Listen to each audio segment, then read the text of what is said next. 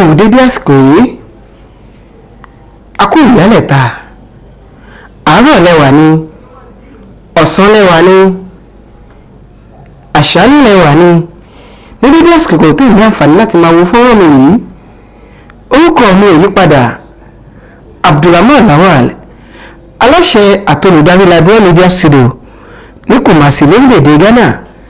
À ń kí yín káàbọ̀ sí ìkànnì wa, ìkànnì Ladwan TV láti orílẹ̀‐èdè Ghana. Ohun tá a máa fi gba ẹran wa níyànjú lọ́jọ́ tòní òun ni ìfẹ́.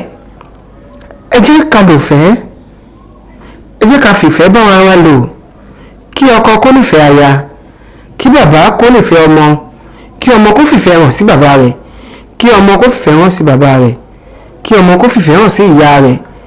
Ẹ jẹ́ ká lò fẹ́ o, torí ìfẹ́ làkọjá òfin. Ìfẹ́, ẹni tá bá nífẹ̀ẹ́ a máa wá dáadáa fún un. Ẹni tá bá nífẹ̀ẹ́ a múra láti ràn án lọ́wọ́.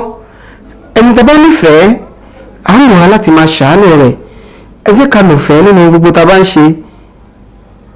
Kí ọmọṣẹ́ kó nífẹ̀ẹ́ ọ̀gá, kí ọ̀gá kó fìfẹ́ hàn sọmọṣẹ́, kí ayálégbé kó fìfẹ́ hàn sí onílé rẹ̀.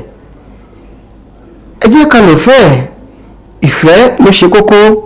Tá bá wo inú ayé tá wà yìí, ìfẹ́ ti di bákan ò lọ, bákan ò yà, bákan ò yàgò.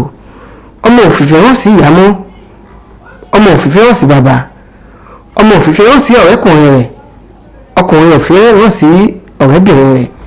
Ẹ jẹ́ ká lò fẹ́ ohun ìfẹ́ mo mú wá fún yín lórí ètò wa fún tòní. Ẹ jẹ́ ká lò fẹ́. Orúkọ tèmi ò yí padà, Abdulrahman Lawal, aláṣẹ Ladwan Media Studio ní Kumasi lórílẹ̀‐èdè Ghana.